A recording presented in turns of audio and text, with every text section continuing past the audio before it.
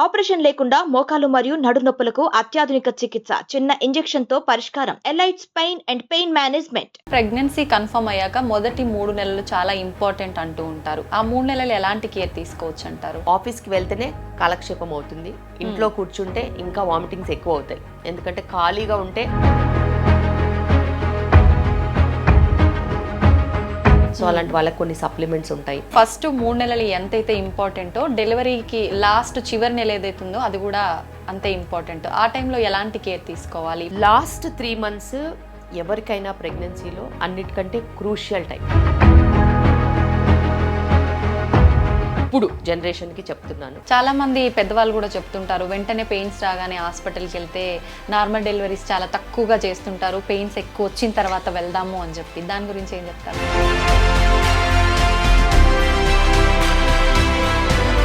మనము transparency maintain చేసామనుకో మనకి headache ఉండదు, వాళ్ళకి ఏమవుతుందో అని భయం ఉండదు. చాలా మంది ప్రెగ్నెంట్ లేడీస్ మెంటల్గా ఫ్యామిలీ ఇష్యూస్ వల్ల కానివ్వండి ఇంకేదైనా సరే డిప్రెషన్లో ఉంటుంటారు.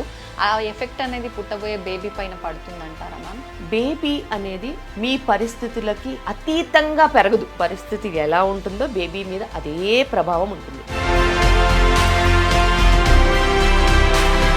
మనస్తాపాలు మనస్పర్ధలతో పెరిగితే బేబీకి కూడా అలాంటి యాటిట్యూడ్ అనేది డెవలప్ అయ్యే ఛాన్స్ ఉంటుంది.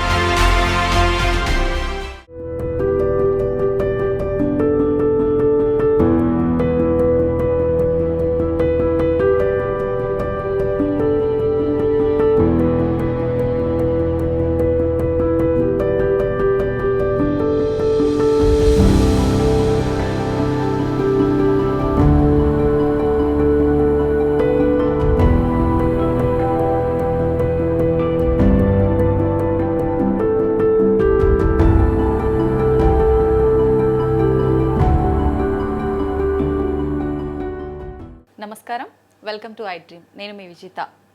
ప్రతి తల్లికి కూడా ప్రసవం అనేది ఒక పునర్జన్మ లాంటిది. అయితే ప్రసవంకి ముందు అయితే ఏమి, తర్వాత అయితే ఏమి, తల్లి అయినా బిడ్డ అయినా ఎన్నో రకాల ఇబ్బందులు పడుతూ ఉంటారు. అలాంటి ఇబ్బందులు పడకుండా ఉండాలి అన్న ఒక మంచి డాక్టర్ని అయితే మనం చూస్ చేసుకోవాల్సి ఉంటుంది. దాంతోపాటు చాలా జాగ్రత్తలు కూడా తీసుకోవాల్సి ఉంటుంది. ఇప్పుడు ప్రస్తుతం నాతో పాటు ఉన్నారు డాక్టర్ కె శిల్పిరెడ్డి గారు. మేడం ఒక 18 yearsగా చాలా హై రిస్క్ ప్రెగ్నెన్సీ కేసెస్లో కూడా నార్మల్ డెలివరీ చేశారు. ఇప్పుడు మేడంతో మాట్లాడి ఉమెన్ రిలేటెడ్ ప్రాబ్లమ్స్ గురించి అయితే ఏంటి, ఒక మదర్గా మేడం యొక్క ఫీలింగ్స్ అవన్నీ మనం షేర్ చేసుకుందాం. నమస్తే మేడం. నమస్కారం. ఎలా ఉన్నారు ma'am? Rocking. Ma'am, pregnancy ladies విషయానికి వస్తే ఇప్పుడు సమ్మర్ వచ్చేసింది కాబట్టి సమ్మర్లో ప్రత్యేకించి ఎలాంటి ఫుడ్స్ ఎలాంటి కేర్ తీసుకుంటే బాగుంటుంది? Summer is a very special situation. అయితే ఆకలి తగ్గుతుంది, దాహం పెరుగుతుంది. అవును. So very important hydration. మంచి హైడ్రేషన్ ఉంటే, హైడ్రేషన్లో కూడా చాలామంది మంచినీళ్ళు తాగుతూ ఉంటారు. అవును. దాన్ని హైడ్రేషన్ అనరు. మంచినీళ్ళతో పాటు ఎలక్ట్రోలైట్స్ కూడా ఉండాలి. ఓకే. చిటికెడు ఉప్పు, లేకపోతే నిమ్మరసం, కొన్ని వెజిటబుల్స్ ఉంటాయి కదా, కుకుంబర్ లాంటివి, అందులో న్యాచురల్ మినరల్స్ కూడా ఉంటాయి. అవి వాటర్లో వేసుకున్నాం, సబ్జా గింజలు లాంటి వాటర్లో వేసుకున్నాం, లేకపోతే బీట్రూట్ లాంటిది వాటర్లో వేస్తే రెడ్ కలర్ వాటర్ వస్తుంది. అలాగా మనము కొన్ని వేరీడ్ డ్రింక్స్, కొంచెం సాల్ట్ వేసుకుంటే అది మనము సముద్రపు ఉప్పు అయినా వేసుకోవచ్చు, లేకపోతే పింక్ సాల్ట్ అయినా వేసుకోవచ్చు. మంచి ఎలక్ట్రోలైట్స్ ఇస్తుంది. అలా ఒకలాంటి మంచి మినరలైజ్డ్ వాటర్ 0 క్యాలరీది రెగ్యులర్గా తీసుకుంటే మనకు హైడ్రేషన్తో బాగుంటుంది. ఓకే. హైడ్రేషన్ ఒక ఎత్తు అయితే సమ్మర్లో క్వాంటిటీ ఆఫ్ ఫుడ్ తక్కువ అయిపోతుంది కాబట్టి క్వాలిటీ పెంచుకోవాలి. సో ఎక్కువగా కర్రీస్ తీసుకోవడం, ఎక్కువగా పిండి పదార్థాలు కాకుండా పప్పు పదార్థాలు తీసుకోవడం, మిల్లెట్స్తో బెటరు. మిల్లెట్స్ తీసుకున్న వాళ్ళు మిల్లెట్స్ తీసుకోవచ్చు, జొన్న రొట్టె తీసుకున్న వాళ్ళు జొన్న రొట్టె తీసుకోవచ్చు. రాగి జావ చాలా ఇంపార్టెంట్. సో మజ్జిగ రాగి జావ చాలా బెటర్. క్యాలరీస్ వైజ్ కూడా తక్కువ ఉంటుంది. ఉమెన్కి చాలా క్లోజ్గా ఉంటాయి డ్రింక్. ఓకే. ఎందుకంటే రాగుల్లో ఐరన్ ఉంటుంది, కాల్షియం ఉంటుంది. రాగి జావ రెగ్యులర్గా తీసుకునే వాళ్ళకి ఉమెన్ రిలేటెడ్ ఇష్యూస్ రావు. అటు బోన్ డెన్సిటీ అయితే ఏంటి, రక్తహీనత లాంటివి కూడా సమస్యలు రావు. ఇలాంటివి కొన్ని యాడ్ చేసుకుని మేజర్ మీల్లో ఎక్కువగా కర్రీ తినాలి, ఎక్కువగా పప్పు తినాలి. లెగ్యూమ్స్, లెంటిల్స్, పల్సెస్ బోలెడ్ వెరైటీస్. ఎంతసేపు కందిపప్పు, శనగపప్పు, పెసరపప్పు మూడిట్లోనే ఇరిగిపోతారు. అలా కాకుండా 70 లెగ్యూమ్స్, లెంటిల్స్, పల్సెస్ ఉన్నాయి. ఓన్లీ కిడ్నీ బీన్సే 10 రకాలు ఉంటుంది. అలాగే రాజ్మా 10 వెరైటీస్ ఉంటుంది. వైట్ రాజ్మా, మచ్చలున్న రాజ్మా, నల్ల రాజ్మా, బ్రౌన్ రాజ్మా, రెడ్ రాజ్మా అని. అలాగే మీరు శనగల్లో కూడా అన్ని వెరైటీస్ ఉంటాయి. పెద్ద కాబూలి చెన, చిన్న కాబూలి, చిన్న చెన ఉంటుంది, నల్ల శనగలు ఉంటాయి, గ్రీన్ శనగలు ఉంటాయి, ఫ్రెష్ శనగలు ఉంటాయి, బఠానీలు ఉంటాయి. సో ఇలాగే మట్కి అనేసి ఉంటాయి, చిన్న చిన్నవి పెసర్ల లాంటివి బ్రౌన్ కలర్లో. ఇలాగే చాలా వెరైటీస్ ఉంటాయి. వీటిని ఎక్స్ప్లోర్ చేస్తే వెజిటేరియన్లోనే ఎక్కువ ప్రోటీన్ వెరైటీస్ ఉంటాయని అర్థమవుద్ది. హై స్పైసీ డీహైడ్రేటింగ్ మీల్స్ తీసుకోవద్దు సమ్మర్లో. సమ్మర్లో లైట్ మీల్స్ తీసుకోవాలి. ఎక్కువ స్పైస్ కంటెంట్ లేకుండా మనము జాగ్రత్త బ్యాలెన్స్ చేసుకోవాలి. అలాగే మ్యాంగోస్ వచ్చాయని ఓవర్గా తినొద్దు. ఎప్పుడన్నా ఒకసారి ఒక మ్యాంగో, హాఫ్ మ్యాంగో తింటే ప్రాబ్లం లేదు. అయితే సీజన్కి తగ్గట్టుగా కొన్ని సీజనల్ ఫ్రూట్స్ వస్తాయి, తాటి ముంజల్ లాంటివి. అలాంటిది అడపదడప తీసుకోవచ్చు. బికాస్ అందులో కూడా ఎలక్ట్రోలైట్స్ ఉంటాయి, అందులో కూడా మన బాడీని హైడ్రేట్ చేసే కెపాసిటీ ఉంటుంది. ఏ సీజన్కి తగ్గట్టు ఆ సీజన్లో కొన్ని ఫుడ్స్ వస్తాయి, అవి మనం లిమిటెడ్ క్వాంటిటీస్లో తీసుకోవచ్చు. సో ఇలా మనం చిన్న చిన్న చిట్కాలు తీసుకుంటే సమ్మర్ కూడా నిజంగా ఎంజాయ్ చేయొచ్చు. ఓకే మ్యామ్, ప్రెగ్నెన్సీ కన్ఫర్మ్ అయ్యాక మొదటి 3 నెలలు చాలా ఇంపార్టెంట్ అంటూ ఉంటారు. ఆ 3 నెలలు ఎలాంటి కేర్ తీసుకోవచ్చు అంటారు? బేసిక్గా ప్రెగ్నెన్సీ కన్ఫర్మ్ అయిన వాళ్ళకి కేర్ అంటే దూర ప్రయాణాలు చేయొద్దు. ఆఫీస్కి వెళ్ళాలి. ఆఫీస్కి వెళ్తేనే కాలక్షేపం అవుతుంది. ఇంట్లో కూర్చుంటే ఇంకా వామిటింగ్స్ ఎక్కువ అవుతాయి. ఎందుకంటే ఖాళీగా ఉంటే నాజియా డబల్ అవుతుంది. సో దినచర్యలు చేసుకునే వాళ్ళు చేసుకోవాలి, ఆఫీస్కి వెళ్ళే వాళ్ళు ఆఫీస్కి వెళ్ళాలి, కింద కూర్చునే వాళ్ళు కింద కూర్చోవచ్చు, మెట్లెక్కే వాళ్ళు మెట్లెక్కచ్చు. ఓన్లీ ప్రయాణాల వరకు దూర ప్రయాణాలు చేయొద్దు.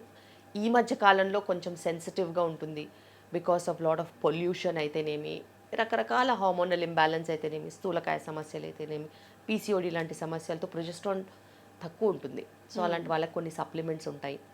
ఎప్పుడైనా నేను అందరికీ చెప్పేది ఏంటంటే, మీరు ప్రెగ్నెన్సీ ప్లాన్ చేస్తుంటే, లేకపోతే మీరు కాంట్రసెప్షన్ వాడట్లేదంటే ఫాలిక్ యాసిడ్ ఖచ్చితంగా తీసుకోండి. మంచి ఫాలిక్ యాసిడ్ తీసుకుంటే మీకు ఎప్పుడు ప్రెగ్నెన్సీ వచ్చినా కూడా హెల్దీ ప్రెగ్నెన్సీ వస్తుంది. హెల్దీ ప్రెగ్నెన్సీ దాన్ని నిలుపుకోవడానికి కష్టపడాల్సిన అవసరం లేదు. ఎందుకంటే వీక్ ప్రెగ్నెన్సీస్ ఉండి స్పర్మ్ క్వాలిటీ, ఎగ్ క్వాలిటీ బాగలేకపోతేనే అవి బ్లీడ్ అవ్వడము, ఇరిటేట్ చేయడము, బెడ్ రెస్ట్లకు దారి తీయడము, ఇలా ఎన్నో రకాల రీజన్స్ ఉంటాయి. అదర్వైజ్ హెల్దీ ప్రెగ్నెన్సీస్కి ఎటువంటి రెస్ట్రిక్షన్స్ ఉండవు except for long journey travel and all that. So first trimester vomiting sensation కొంచెం ఎక్కువ ఉంటే ఇంటి చిట్కాలు ఉంటాయి. అల్లం మురబ్బా అని మన బస్ స్టాండ్లలో దొరికేది ఒకప్పుడు, అలాంటిది ఇంట్లో అయినా చేసుకుని తినొచ్చు. అల్లంతో కషాయం లాంటిది, టీ లాంటిది కూడా చేసుకోవచ్చు. అలాగే వాళ్ళకి పులుపు తినాలనిపించే లైట్గా పులుపు తీసుకోవచ్చు. స్మెల్స్ పడకపోతే వాళ్ళు ఏదైనా హోమ్ రెమెడీస్ని ఫాలో చేయాలి. యాసిడిటీ లాంటి ప్రాబ్లమ్స్ ఉంటే జీరా వాటరు, లేకపోతే జీలకర్రతో మరగబెట్టిన నీళ్ళైనా, లేకపోతే ధనియాలతో మరగబెట్టిన నీళ్ళైనా తీసుకోవచ్చు. డైజెషన్ ఇంప్రూవ్ చేయడానికి కొంచెం సోంపు తినొచ్చు. ఇలా ఎన్నో రకాల చిట్కాలు మన కిచెన్లోనే ఉంటాయి. అవి పెద్దవాళ్ళకి తెలుస్తూ ఉంటాయి. కానీ ఇప్పుడు పెద్దవాళ్ళవి కూడా బ్రెయిన్స్ ఇన్ఫ్లుయెన్స్ అయిపోయాయి. ఎందుకంటే వాళ్ళు హై రిస్క్ ప్రెగ్నెన్సీ చూసి లో రిస్క్ ప్రెగ్నెన్సీ వాళ్ళకి కూడా హై రిస్క్ జాగ్రత్తలు చెప్తున్నారు. బెడ్ రెస్ట్ అని చెప్తారు, ఎందుకో తెలియదు. కింద కూర్చోద్దని చెప్తారు, ఎందుకో తెలియదు. మెట్లెక్కొద్దని చెప్తారు, ఎందుకో తెలియదు. సో ఇలాగా కొన్ని అనుకోకుండా ఉండేవి బాగా యాడ్ అయిపోతున్నాయి సిస్టంలో. మరి వాళ్ళు ఎవరైనా వస్తే నేను చెప్తాను, మీరు ప్రెగ్నెంట్గా ఉన్నప్పుడు ఇంటి పనులు చేసుకున్నారు కదమ్మా అంటే, బోలెడు పనులు చేసుకున్నాను, మీ అమ్మాయితో చేయించవచ్చు కదా అంటే, అబ్బే ఏం చేయదండి, చేపించాలి కదమ్మా, మరి పిల్లల్ని ఎట్లా చూసుకుంటానంటే, మా అమ్మ చూసుకుంటుందండి, మరి నువ్వెందుకమ్మా కనడం అంతే. సో ఇంటి పని నిజంగా అదొక వరం ఎవరికైనా, ఆడవాళ్ళకైనా మగవాళ్ళకైనా. ఎందుకంటే దాంట్లో మనం తిన్న ఆహారానికి న్యాయం చేయగలుగుతాము. మనము ఏదైనా రెడీమేడ్గా తెచ్చేసుకుని తిన్నామనుకో, అది మనకి ఎక్స్ట్రా క్యాలరీసే. అవును, మీరు పూర్ణం బూర్లు అయితేనేమి, లేకపోతే పులిహోర అయితేనేమి, ఇంట్లో తయారు చేసుకుని తినండి. దాంట్లో పడ్డ శ్రమకి మీరు తినే హక్కు ఆటోమేటిక్గా పొందుతారు. వేరే వాళ్ళు చేసింది మీరు తిన్నారనుకో మీరు లావ్ అవుతారు.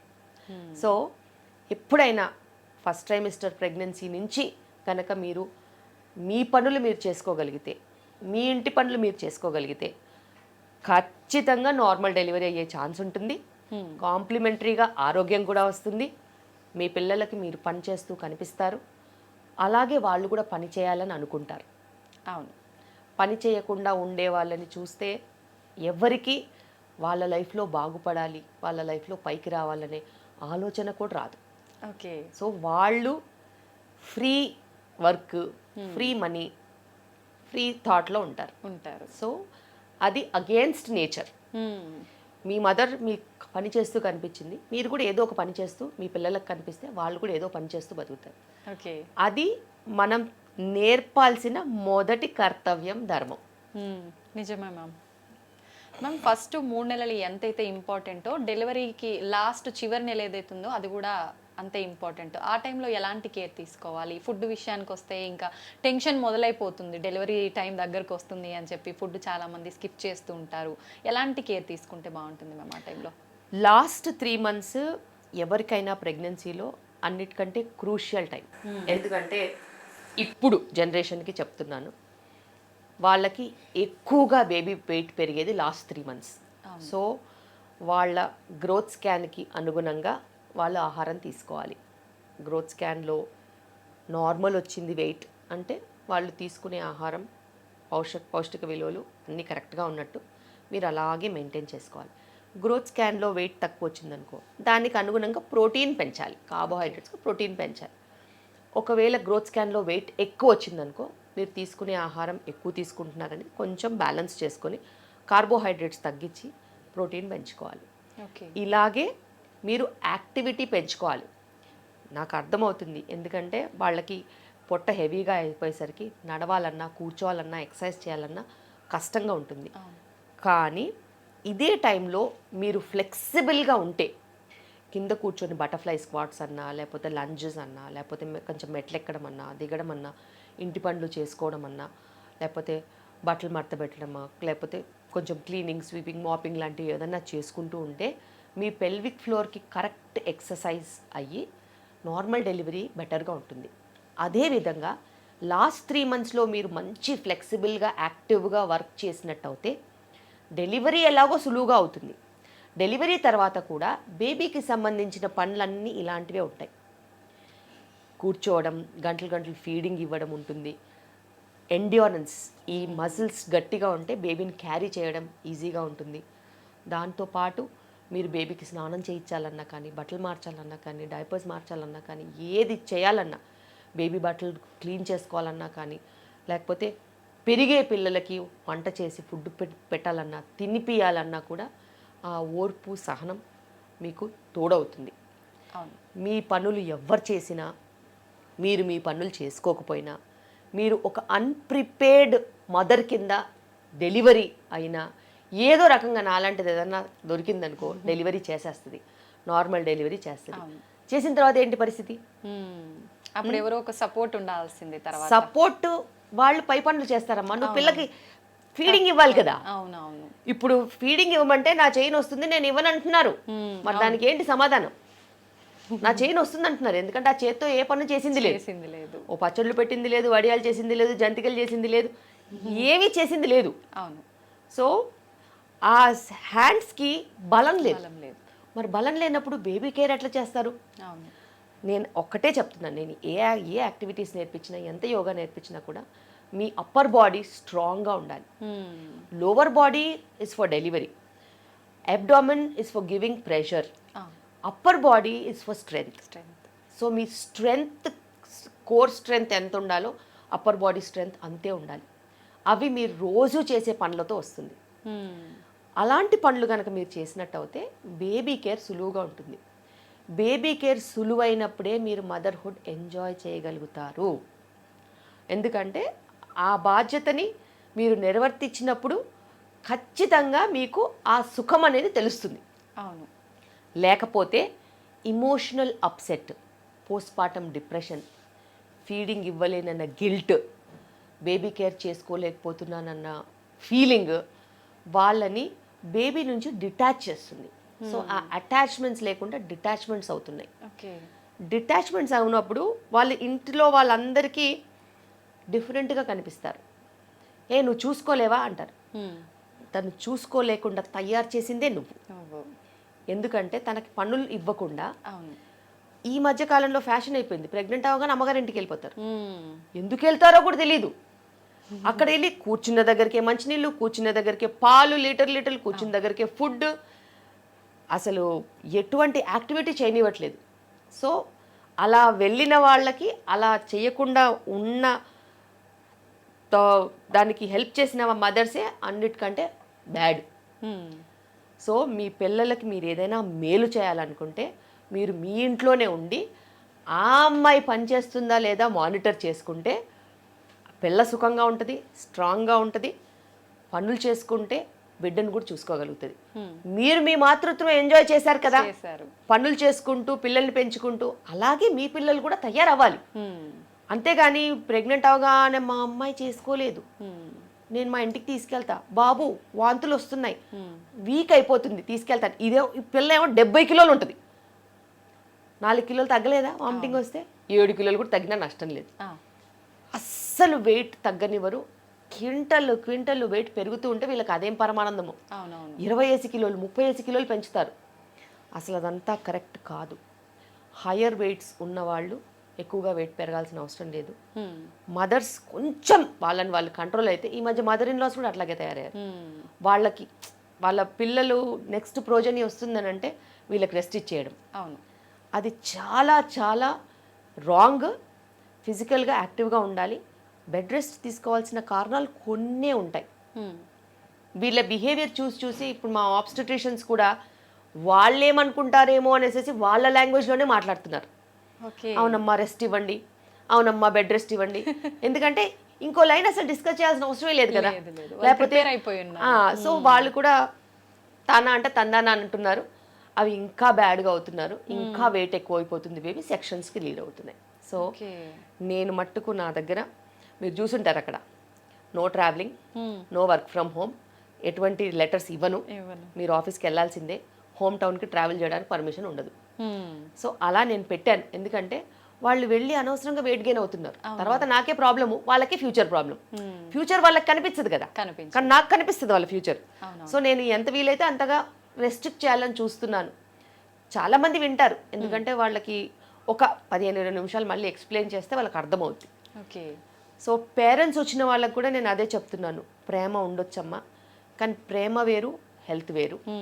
ప్రేమ ఉంటే మీరు డబ్బు రూపాన ఆమెకి ఏదైనా ఇవ్వండి, వస్తువు రూపాన ఏదైనా ఇవ్వండి, అంతేకాని లడ్డూలు, ప్రేమతో సున్నుండ్లు, బెల్లం లడ్లు అలాంటివన్నీ చేసి పంపించొద్దు. పంపిస్తే ఆమె ఆరోగ్యం పాడవుతుంది. ఇప్పుడు ఉన్న పరిస్థితిలో 80% ఉంది డయాబెటీస్ ఇన్ ప్రెగ్నెన్సీ. బికాస్ ఒకప్పుడు అంతా 35-40 kgsతో ప్రెగ్నెంట్ అయ్యేవాళ్ళు. ఇప్పుడు చూపించండి, 100లో ఒక్కరు కూడా ఉండట్లేదు అలా. అందరూ 65, 70, 75. ఈ 65 to 75 బ్రాకెట్ ఎక్కువ ఉంది. 75 నుంచి 120 బ్రాకెట్ కూడా 30% ఉన్నారు. 35 నుంచి 45 kgs బ్రాకెట్ 2% అయ్యారు. ఇప్పుడు నేను నా ప్రాక్టీస్ గురించే చెప్తాను. ఊళ్ళల్లో కూడా కార్బోహైడ్రేట్స్, రైస్ అవైలబిలిటీ ఉంది కాబట్టి, పండుతోంది కాబట్టి కార్బోహైడ్రేట్స్ తిని వెయిట్ వస్తుంది, PCOD సమస్యలు వస్తున్నాయి. సో ప్రాబ్లమ్స్ అన్ని చోట్ల ఉన్నాయి, వాళ్ళు చూడట్లేదు, కనిపిస్తున్నాయి కానీ చూడట్లేదు. ఏ తల్లి అయినా కానీ తను ప్రెగ్నెంట్గా ఉన్నప్పుడు ఒక 35-40 kgs ఉన్నప్పుడు నువ్వెందుకు వెయిట్ పెరుగుతున్నావు ఇలాగా అని కూతుర్ని అడుగుతోందా? లేదు. కనీసం కూతురికి వంట నేర్పిస్తోందా? మరి వంట నేర్పించినప్పుడు నువ్వు ఎలా బతకాలో చెప్పలేనప్పుడు, బయట ఫుడ్ తింటున్నప్పుడు వారానికి ఒక్కసారికి మించి నువ్వు తినొద్దు అని చెప్పలేని పరిస్థితిలో ఉన్నప్పుడు వీళ్ళ ఆరోగ్యం వాళ్ళ చేతిలో ఎలా ఉంటుంది? ఉండదు. అది ఆలోచించాలి కదా వాళ్ళు. అవును ma'am. So home cooking is the first thing that should happen. చిన్న పిల్లల దగ్గర నుంచి పెద్దగా అయ్యేంత వరకు ఇంట్లో వంట అనేది చాలా ఇంపార్టెంట్. వాళ్ళకి రావాలి, వాళ్ళు స్వయం కృషి చేసి వండుకోగలగాలి. వేరే వాళ్ళు వండింది తింటే వెయిట్ పుట్ ఆన్ అవుతారు. వాళ్ళు క్వాలిటీగా ఫుడ్ తింటున్నారని నమ్మకం ఉండదు. మనం వంట చేసుకుంటే మనము ఆర్గానిక్ కొనుక్కోవచ్చు, నీట్గా కడుక్కోవచ్చు, పద్ధతిగా వండుకోవచ్చు. ఎంత నూనె పడుతుంది, ఎంత తింటున్నామో ఉంటుంది. మనం క్యాలరీస్ బర్న్ చేస్తాం కాబట్టి మనం తిన్నదానికి మనం లాభం, ఆరోగ్యంగా ఉంటాం. క్యాలిక్యులేషన్స్ అన్ని కరెక్ట్గా ఉంటాయి. వండే వాళ్ళు ఎప్పుడు ఎక్కువ తిన్నారు చూడండి. అవును మ్యామ్. ఎందుకంటే వాళ్ళకి ఆ కష్టం తెలుసు. తెలుసు. వండని వాళ్ళు, హోటల్లో వెళ్ళిన వాళ్ళు అడ్డదిడ్డంగా తింటారు. వాళ్ళు లావ్ అవుతారు. స్థూలకాయ సమస్యలతో పాటు వచ్చే బీపీలు, షుగర్లు, కొలెస్ట్రాల్, ఫర్టిలిటీ సమస్యలు, అన్ని ప్రాబ్లమ్స్ ఉంటాయి. కానీ ఇంట్లో పేరెంట్సే చెప్పాలి, ఖచ్చితంగా వాళ్ళని రెస్ట్రిక్షన్లో పెట్టాల్సిందే. మ్యామ్, నార్మల్ డెలివరీ విషయానికి వస్తే వన్స్ ప్రెగ్నెన్సీ కన్ఫర్మ్ అయిన దగ్గర నుంచే మనము ఆ ప్లానింగ్ అనేది ఉండాలంటారా? ఖచ్చితంగా. ఎందుకంటే ప్రెగ్నెన్సీ ప్లాన్ చేసుకున్నప్పటి నుంచి మనకి 8 మంత్సే ఉంటుంది. అవును. ఓకే, ఏదైనా అలవాటు అవ్వాలి అని అంటే అంత టైం పడుతుంది. లేకపోతే దేవుడు అనేవాడు ఓవర్ నైట్ ఇచ్చేయచ్చుగా పిల్లల్ని. అవును, అంతేగా. ఇప్పుడు 9 మంత్స్ జరిగే గ్రోత్ ఓవర్ నైట్గా కూడా ఇచ్చేయచ్చుగా, ఏముంది అందులో. అంతే. సో అన్ని మంత్స్ ఎందుకు ఇస్తాడు అని అంటే ఒక మనిషి మారడానికి, ఒక బేబీ గ్రో అవ్వడానికి, ఒక మదర్ ఫిజికల్గా మెంటల్గా సెట్ అవ్వడానికి, ఒక ఫ్యామిలీలో ఇది ఇమడడానికి, ఒక ఫాదర్ కింద రెడీ అవ్వడానికి, ఆ జర్నీ అనేది లేకపోతే వేస్ట్. అవును.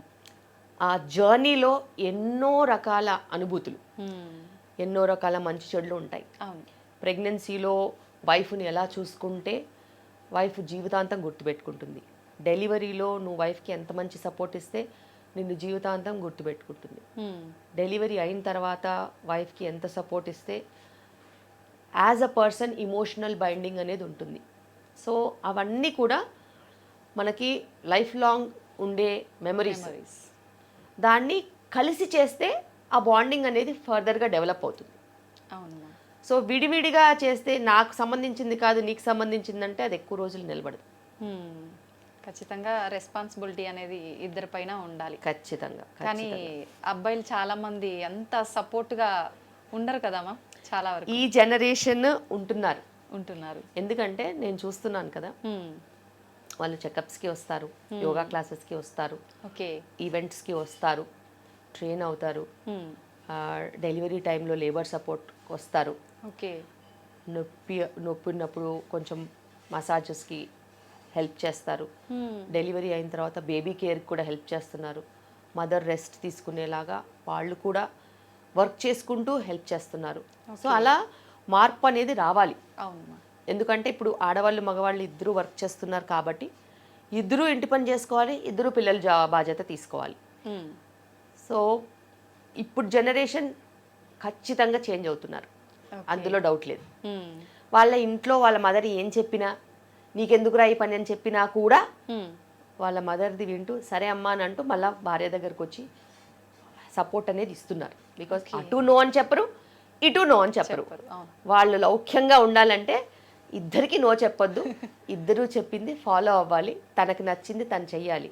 తన బాధ్యత పిల్లల వైపు ఈక్వల్గా ఉంది కాబట్టి తను బిడ్డలని ఖచ్చితంగా చూసుకోవాల్సిందే, ఇంటి పని కూడా ఖచ్చితంగా చేయాల్సిందే. ఓకే మ్యామ్, నార్మల్ డెలివరీ అవ్వాలి అని అంటే కొంతమందికి పెయిన్స్ వాటంతట అవే రావు, ఇంజెక్షన్స్ ద్వారా పెయిన్స్ వస్తూ ఉంటాయి. అంటే అలా వచ్చిన వాళ్ళకి కూడా నార్మల్ డెలివరీ అయ్యే అవకాశాలు ఉంటాయా మ్యామ్? నార్మల్ డెలివరీకి కావాల్సింది ఏంటంటే ఒక కరెక్ట్ బేబీ, మంచి పెల్విస్, మంచిగా ఓపెన్ అయ్యే సర్విక్స్. ఓకే, ఇప్పుడున్న టెక్నాలజీలో పెయిన్స్ ఏముంది, బోలెడు మెడిసిన్స్ ఉన్నాయి.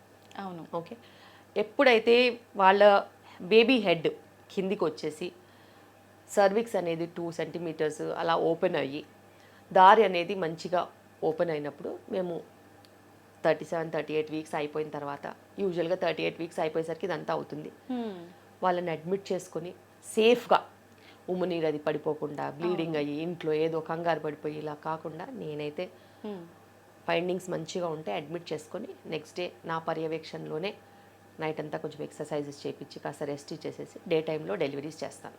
ఓకే, అలాగే మనకి వాళ్ళకు కూడా ఒక సెక్యూరిటీ ఉంటుంది, అవును, సేఫ్టీ ఉంటుంది. కంగారు ఉండదు, ఏదైనా ఎమర్జెన్సీలో ఏమన్నా అయిపోతుందని భయం ఉండదు. అలాగని కొంతమంది 37, 38 వీక్స్, 39 వీక్స్లో కూడా లేబర్లో వచ్చేస్తారు. సెకండ్ డెలివరీస్ వాళ్ళందరూ ఇలా లేబర్లో వస్తూ ఉంటారు, వాళ్ళని యథావిధిగా డెలివరీ చేస్తాం. అలా. ఓకే. చాలామంది పెద్దవాళ్ళు కూడా చెప్తుంటారు, వెంటనే పెయిన్స్ రాగానే హాస్పిటల్కి వెళ్తే నార్మల్ డెలివరీస్ చాలా తక్కువగా చేస్తుంటారు, పెయిన్స్ ఎక్కువ వచ్చిన తర్వాత వెళ్దాము అని చెప్పి. దాని గురించి ఏం చెప్తారు మ్యామ్? బేసిక్గా మీరు చూస్ చేసుకునే డాక్టర్ నార్మల్ డెలివరీస్ చేస్తుందా లేదా చాలా ఈజీ కనుక్కోవడం. నార్మల్ డెలివరీస్ చేసే వాళ్ళ దగ్గరికి వెళ్తే వాళ్ళు చేస్తారు. ఓకే. అండ్ ఎప్పుడైనా కూడా డెలివరీస్ అనేది ఒక వ్యవస్థలో వచ్చే మనుషులను బట్టి జరిగే పరిణామాలు ఉంటాయి. మనుషులు కరెక్ట్గా లేరనుకో ఆ వ్యవస్థలో నార్మల్ అయ్యేవి కూడా అవ్వవు. ఓకే. మనుషులు కరెక్ట్గా వచ్చారనుకో వ్యవస్థలో అలాగే డెలివరీ రేట్ మేనేజ్ అవుతుంది. సో అంతమందిలో ఒక్కరు భయపడినా చాలు, ఆ భయపడిన వాళ్ళ డ్యూటీలో అన్ని సెక్షన్స్ అవ్వడానికి. సో అలా కాకుండా ఒకరికి మీరు బాధ్యత ఇచ్చారనుకో వాళ్ళే మీకు పర్యవేక్షిస్తారు. మీకు నార్మల్ డెలివరీ అయ్యేలాగా యాంటీనేటల్ కేర్ ఉంటుంది, డెలివరీ అప్పుడు కేర్ ఉంటుంది, మీ బాధ్యత కింద పోస్ట్ డెలివరీ కూడా కేర్ ఉంటుంది. సో మీరు చూస్ చేసుకోవాలి, ఎందుకంటే అది దాచలేము అసలు.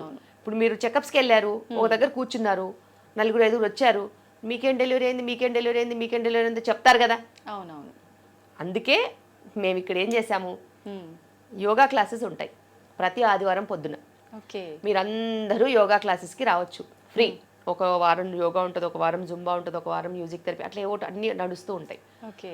అలా 30, 40, 50, 60 మంది ప్రెగ్నెంట్ కపుల్స్ వస్తారు, వాళ్ళు మాట్లాడుకుంటారు. గ్రూప్స్ పెట్టాం, వాట్సాప్ గ్రూప్స్ ఉంటాయి.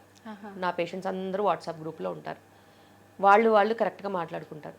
దాచుకోవడం ఏముండదు, దాపరికాలు ఏముండవు. ఎవరు డెలివరీ అయితే వాళ్ళు స్టోరీ పెడతారు. ఎవరు డెలివరీ ఎలా అయిందో వాళ్ళు పెడతారు. వాళ్ళందరూ గ్రూప్గా ఉంటారు కాబట్టి వాళ్ళు మాట్లాడుకుంటారు. వాళ్ళ ముందు వీళ్ళు నార్మల్ డెలివరీ అయితే వీళ్ళకి కూడా మేము అవుతామని ధైర్యం ఉంటుంది. సో అలా ఒకవేళ సెక్షన్ అవుతే ఎందుకైందో తెలిసిపోద్ది కదా, తెలుస్తుంది రీజన్. ఇది ఒక రీజన్ వల్ల అయింది, నాకు ఆ రీజన్ లేదు. సో అలా మనము ట్రాన్స్పరెన్సీ మెయింటైన్ చేసామనుకో అసలు మనకి హెడేక్ ఉండదు, వాళ్ళకి ఏమవుతుందో అని భయం ఉండదు. అందరూ మంచిగా డెలివరీలు అవుతూ ఉంటే వాళ్ళు మేము అడ్మిట్ అయ్యాం కదా, ఇంక రేపటికి ఈ టైంలో డెలివరీ అయిపోతామని వాళ్ళు పక్కాగా ధైర్యంగా ఉంటారు అంతే. ఓకే మ్యామ్, చాలామంది ప్రెగ్నెంట్ లేడీస్ మెంటల్గా ఫ్యామిలీ ఇష్యూస్ వల్ల కానివ్వండి, ఇంకేదైనా సరే డిప్రెషన్లో ఉంటుంటారు. ఆ ఎఫెక్ట్ అనేది పుట్టబోయే బేబీ పైన పడుతుందంటారా మ్యామ్? డెఫినెట్గా. బేబీ అనేది మీ పరిస్థితులకి అతీతంగా పెరగదు. మీ పరిస్థితి ఎలా ఉంటుందో బేబీ మీద అదే ప్రభావం ఉంటుంది. మీరు అన్యోన్యంగా మంచిగా ఒక మంచి కుటుంబ వ్యవస్థలో గనక అలా పెరిగితే బేబీస్ కూడా అంతే ప్రశాంతంగా అంతే మంచిగా ఉంటారు. మీరు కూడా కొట్లాట్లు, కలహాలు, గొడవలు, మనస్తాపాలు, మనస్పర్ధలతో పెరిగితే బేబీకి కూడా అలాంటి యాటిట్యూడ్ అనేది డెవలప్ అయ్యే ఛాన్స్ ఉంటుంది. ఎందుకంటే మన పూర్వకాలం నుంచి తెలుసు గర్భిణీ స్త్రీ చుట్టుపక్కల ఏమవుతుందో అదే గర్భంలో ఉన్న శిశువుకి వెళ్తుందని. అందుకే మంచి చూడాలి, మంచి వినాలి, మంచి మాట్లాడాలి, మంచి ఆలోచించాలి, మంచి చదవాలి, మంచి రాయాలి. ఈ మంచి అనేది చాలా ఇంపార్టెంట్. ఓకే. ఇప్పుడు ఏమవుతుందంటే హస్బెండ్ వైఫ్ని ఒక జత కింద కలిసి ఉండనివ్వట్లేదు. ఒక పక్క తల్లిగారు రమ్మంటారు, ఒక పక్క కష్టపడి పనిచేయకని చెప్తారు, ఒక పక్క అత్తగారు వాళ్ళేమో ఇప్పుడే ఎందుకు పని చేయండి అని చెప్తారు. దాంట్లో మొగుడు పిల్లలు కొట్టుకుంటూ ఉంటారు. ఇది ఎంత కరెక్ట్ కాదు అసలు. వ్యవస్థ అనేది ఏంటి, ప్రెగ్నెన్సీ, ఇద్దరూ ప్రెగ్నెంట్, ఆమె ఒక్కతే ప్రెగ్నెంట్ కాదు, ఇద్దరూ ప్రెగ్నెంట్, ఇద్దరికి బాధ్యతలు రావాలి. వాళ్ళు కలిసి ఉంటారు, కలిసి మెలిసి ముందుకెళ్తారు, కలిసి ప్రెగ్నెన్సీని చూసుకుంటారు, బేబీని కూడా కలిసే చూసుకుంటారు. మీరు మధ్యలో వెళ్ళి వాళ్ళకి కలహాలు తీసుకురావద్దు. అలా ఎంతోమంది వాళ్ళ మదర్ రమ్మంటుంది, వీళ్ళ మదర్ వద్దంటుంది. అసలు మదర్లు ఎవరు, వీళ్ళే పేరెంట్స్ అవ్వబోతున్నారు. ఇండివిజువల్గా వీళ్ళకి డిసిషన్ మేకింగ్ ఉండాలి. సో అలా ఒక మనస్తర్పలు వచ్చిన తర్వాత ఒకసారి గొడవలు అయిన తర్వాత మళ్ళీ అదే టాపిక్ డిస్కషన్ అవుతూ ఉంటుంది రిపీటెడ్గా. అదేమన్నా ఒక 1 వీక్ అయితే ఆగడానికి లేదు, 8 మంత్స్ ఉంది. 8 మంత్స్లో ఎన్ని డిస్కషన్స్ అవుతాయి ఇలాంటివి. సో కలహాలు రాకుండా ఉండాలంటే మూడో వ్యక్తిని రిలేషన్షిప్లోకి తీసుకురావద్దు. మీరిద్దరూ డిసైడ్ చేసుకొని మీకు ఏది బెస్టో మీరు అది చెయ్యాలి. ప్రెగ్నెన్సీని ఒక మంచి అనుభూతి కింద ఇద్దరు టుగెదర్ గనక ముందుకు వెళ్ళినట్టు అయితే ఇద్దరికి మంచి మంచి మెమరీస్ ఉంటాయి. కలిసి హెల్ప్ చేసుకుంటే రెడీ అయ్యి ఫొటోస్ దిగొచ్చు, కలిసి వాకింగ్కి వెళ్ళొచ్చు, వంట చేసుకోవచ్చు, ఒకరికొకరు ఫుడ్ తినిపించుకోవచ్చు, బేబీతో మాట్లాడవచ్చు, బేబీకి ఒక బుక్ రాయొచ్చు. ఇలా చెప్పుకుంటూ పోతే 1,00,000 ఉన్నాయి. ఇవన్నీ పక్కన పెట్టి నాకు శ్రీమంతం ఎప్పుడు చేస్తారు, ఎక్కడ చేస్తారు, ఎంతమందిని పిలుస్తారు, వాళ్ళు తెచ్చుకునే కోల్డ్ కాఫీ ఫీవర్తో ఈమె సిక్ అవుతుంది. సో అన్వాంటెడ్ మెటీరియల్ చాలా నడుస్తుంది. అవును. సో నాకు తెలిసి శ్రీమంతం చేసుకుందామని కిలోమీటర్లు ప్రయాణం చేసి బిడ్డను కోల్పోయిన వాళ్ళు కూడా ఉన్నారు. నేనైతే అసలు అలౌ చేయను. శ్రీమంతానికి 5 చాలు, హైదరాబాద్లో చేసుకోండి అంతే. మీకు ఏదన్నా మెమరీలా చేసుకోవాలనుకుంటే ఆమె టయర్డ్ అవ్వకుండా ఒక 2 అవర్స్లో ఏదన్నా ప్రోగ్రామ్ చేసుకోండి తప్పితే దానికోసం ప్రయాణం చేసి అక్కడికి వెళ్ళి వాళ్ళు చేసినవన్నీ తిని షుగర్ పెంచుకుని 4 కిలోలు పెరిగి డయాబెటిక్ కింద వెనక్కి వస్తున్నారు. ఎవరి బాధ్యత? మీకే ఇబ్బందులు. అప్పుడు వాళ్ళకే ఇబ్బంది. నేను చెప్తాను, వాళ్ళకి ముందు కనిపించదు ఫ్యూచర్, వెళ్ళొచ్చాక బాధపడతారు. అవునవును. సో ఇలాగే ప్రయాణాలు చేసి నార్త్ ఇండియన్స్ కూడా హైదరాబాద్లో ఉంటారు కాబట్టి రాజస్థాన్ అని, మధ్యప్రదేశ్ అని, కోల్కతా అని వెళ్ళిన వాళ్ళు ఎంతోమందిని బిడ్డను పోగొట్టుకుని అక్కడి నుంచి ఫోన్ కాల్ చేసి నాకు పెయిన్ వస్తుంది, ఏం చేయాలి డాక్టర్ అంటే, మీరు ప్రయాణం ఎందుకు చేశారు అని అంటే, ఎమర్జెన్సీ ఉండి రావాల్సి వచ్చిందన్న. ఒక ప్రెగ్నెంట్ ఉమెన్కి ఎమర్జెన్సీ అంటూ ఏముండదు. ప్రెగ్నెన్సీయే ఎమర్జెన్సీ. ఇంకా వేరే ఎవరన్నా ప్రయాణం చేయొచ్చు కానీ ప్రెగ్నెంట్ ఉమెన్ నేను అలౌ చేయను. ఎందుకంటే నేను అలాంటి ఎక్స్పీరియన్సెస్ చూశాను కాబట్టి. ఒకప్పట్లాగా సర్విక్స్లు స్ట్రాంగ్గా లేవు, అంతా కల్తీ ఫుడ్, అంత స్ట్రాంగ్గా బాడీస్ లేనప్పుడు మనం వాటికి అన్నెసెసరీ ఛాలెంజెస్ ఇవ్వద్దు. ఓకే మ్యామ్, డెలివరీ టైం దగ్గర వచ్చే కొద్దీ కడుపులో బేబీ మూమెంట్స్ తగ్గుతుంటాయి అని చెప్తుంటారు. నిజంగా అలా జరుగుతుందంటారా, లేక అది వాళ్ళ అపోహ అంటారా? లేదు, ఎప్పుడైనా కానీ డెలివరీ సమయం వచ్చేసరికి ఉమ్మునీరు అనేది కొంచెం తగ్గుతూ ఉంటుంది. ఉమ్మునీరు తగ్గినప్పుడు అది స్వతహాగా బ్లడ్ సప్లై ప్లసెంటా కొంచెం మెచ్యూర్ అవుతూ ఉంటే వాటర్ అనేది కొంచెం తగ్గుతుంది. తగ్గినప్పుడు బేబీ మూవ్ అవ్వడానికి ఎక్కువగా ప్లేస్ ఉండదు కాబట్టి కొంచెం మూమెంట్స్ కొంచెం రెస్ట్రిక్ట్ అవుతాయి. అండ్ బేబీస్ కూడా చాలా తెలివిగా కొన్ని గంటలు ఎక్కువ పడుకుంటాయి. సో మూమెంట్స్ లేకపోయేసరికి మదర్ కంగారు వచ్చేస్తాయి. సో అప్పుడు మేము చెప్తాము, ఏదైనా వేడివేడిగా తాగితే మూమెంట్స్ వస్తాయి, లేకపోతే ఏదైనా మ్యూజిక్ వింటే మూమెంట్స్ వస్తాయి, కొంచెం ట్రై చేయండి అని చెప్తాం. అలాంటి సమయాల్లో మళ్ళీ మూమెంట్స్ వచ్చేస్తాయి. సో వాటర్ తగ్గడం మూలాన కొంచెము ఇలా మూమెంట్స్ తగ్గుతాయి తప్పితే కొన్నిసార్లు బ్లడ్ సప్లై ఇష్యూస్ ఉంటే కూడా తగ్గుతాయి. అవన్నీ రేర్ సిచ్యువేషన్స్, మనము స్కాన్లలో కనుక్కోవచ్చు. ఓకే మ్యామ్, చాలామంది పిల్లలు మానసికంగా వీక్గా పుడుతుంటారు కొన్ని సందర్భాల్లో. అప్పుడు గర్భంలో ఉన్నప్పుడు జరిగే కొన్ని సిచ్యువేషన్స్ని బట్టి అలా పుడుతుంటారా, లేదంటే జెనెటిక్స్ ప్రాబ్లం అయి ఉంటుందంటారా? ఇప్పుడు ఉన్న పరిస్థితుల్లో చాలా రకాల ఫ్యాక్టర్స్ పిల్లలు, అప్పుడే పుట్టిన పిల్లలు, సంవత్సరం లోపు పిల్లలు, 5 సంవత్సరాల లోపు పిల్లల మీద చాలా ప్రభావం చూపిస్తున్నాయి. ఒక తల్లి యొక్క మానసిక శారీరక మార్పులు అనేవి ప్రెగ్నెన్సీలో చాలా ఇంపార్టెంట్. శారీరక మార్పులు అంటే మనం మంచి ఆహారం తీసుకునే టైంకి మెడిసిన్స్ వేసుకుంటే ఓకే, కానీ మానసికంగా తను ఏదైనా ఆందోళనకు ఉన్నట్టయితే తన చుట్టూ గొడవలు, రచ్చ, దాని తర్వాత చాలా ఇన్సెక్యూరిటీస్, తిట్లు, ఏడుపులు, ప్రెషర్స్, స్ట్రెస్తో ఉన్నట్టు అవుతే అవన్నీ బేబీస్కి ట్రాన్స్ఫర్ అవుతాయి. ఆ బేబీస్ కొంచెం ఇరిటబుల్ బేబీస్ కింద ఉంటారు. వాళ్ళకి కారణం లేకుండా ఏడవడము, ఇరిటబుల్గా ఉండడము, బాగా కడుపు నొప్పి వచ్చినట్టు కీయని అరవడము, ఇలాంటివి కొన్ని చూస్తూ ఉంటాం. అదేవిధంగా ఫస్ట్ కపుల్ ఆఫ్ ఇయర్స్ అంటే 1 to 5 years లోపు పిల్లలకి ఎక్కువగా మనం స్క్రీన్ టైం ఇచ్చినా, ఫోన్ ఇచ్చినా, టీవీ ఇచ్చినా, లేకపోతే ల్యాప్టాప్స్ లాంటివి, ఐప్యాడ్స్ లాంటివి ఇచ్చేస్తే ఎక్కువ టైం కోసము వాళ్ళు కూడా దానికి వన్ సైడ్ ఇన్ఫర్మేషన్కి అలవాటు పడిపోయి చాలా ఇరిటబుల్గా చేస్తారు. ఆ స్క్రీన్ తీయగానే బాగా ఏడవడము, దొల్లడము, రకరకాలుగా చేస్తున్నారు. సో అందులో 2-3 రకాలు ఉంటాయి. ఒకటి జెనెటిక్ ప్రభావంతో ఆటిజం లాంటి ప్రాబ్లమ్స్ రావడము, ఆటిజం స్పెక్ట్రమ్ డిజార్డర్ కూడా ఉండొచ్చు, అటెన్షన్ డెఫిసిట్ డిజార్డర్స్ ADHD కూడా ఉండొచ్చు, ఎన్వైరన్మెంటల్ ఇన్ఫ్లుయెన్సెస్తోని రకరకాల మానసిక ప్రాబ్లమ్స్ ఉండొచ్చు. అందుకే హస్బెండ్ వైఫ్కి చెప్తాం మేము, గొడవలు పడద్దు, కలిసి ఉండాల్సిన సమయం, మంచి మెమరీస్ చేసుకోవాల్సిన సమయంలో కలహాలు లేకుండా చూసుకోవాలి, పిల్లల మీద ప్రభావం పడుతుందనేసి. అదేవిధంగా పుట్టిన పిల్లల దగ్గర నుంచి కొన్ని సంవత్సరాల వరకు వాళ్ళకి వైబ్రేషన్స్ కూడా తెలుస్తాయి. ఏదైనా నెగటివ్ వైబ్రేషన్స్ నడుస్తూ ఉంటే వాళ్ళకి అది ఎఫెక్ట్ అయ్యే ఛాన్సెస్ ఉంటాయి, వాళ్ళ మెంటల్ గ్రోత్లో ఇంపాక్ట్ చేస్తాయి. ఓకే, వాళ్ళకి support, love, care, attention, time ఇవన్నీ కూడా చాలా ఇంపార్టెంట్ పిల్లలకి. ఎవరో ఒకరు, ఇంతకుముందు ఉమ్మడి కుటుంబాలు కదా, చాలా బాగా ఉండేవాళ్ళు, ఒకరు కాకపోతే ఒకరు బాగా చూసుకునేవాళ్ళు, కుటుంబ వ్యవస్థ చాలా స్ట్రాంగ్గా ఉండేది. ఇప్పుడు ఇండివిజువల్ న్యూక్లియర్ ఫ్యామిలీస్ అయిపోయేసరికి ఇద్దరే మనుషులు, దాంట్లో ఒక మేడు వచ్చిపోతూ ఉంటుంది, ఒక బేబీ. సో వాళ్ళకి కలవడానికైనా, మాట్లాడడానికైనా, చూడడానికైనా, ఇంటరాక్ట్ అవ్వడానికైనా వీళ్ళిద్దరు పనిచేస్తుంటే ఏం మిగిలింది? సో ఇలాంటివి ఎన్నో రకాల సిచ్యువేషన్స్లో నుంచి బయటకు వచ్చేవే ఈ మానసిక సమస్యలు. ఓకే, అవి ముందు ముందు ఎక్కువ అవుతాయి ఖచ్చితంగా. అందుకే చాలామంది ఇప్పుడు కొత్తగా సెంటర్స్ ఉంటాయి కదా, చైల్డ్ డెవలప్మెంట్ సెంటర్స్. ఇప్పుడు చైల్డ్ డెవలప్మెంట్ సెంటర్స్కి చాలా డిమాండ్ ఉంది. ఎందుకంటే ముందు ముందంతా ఇలాంటి ఆక్యుపేషనల్ థెరపీ కోసం వచ్చే పిల్లలు ఉంటారని. దానికంటే అన్నిటికంటే ఇంపార్టెంట్ కుటుంబ వ్యవస్థ అనేది మెరుగుపడాలి, అందరూ కలిసి ఉండాలి, పిల్లలకి ఆ ప్రేమ, ఆప్యాయత అనేది ఇవ్వాలి.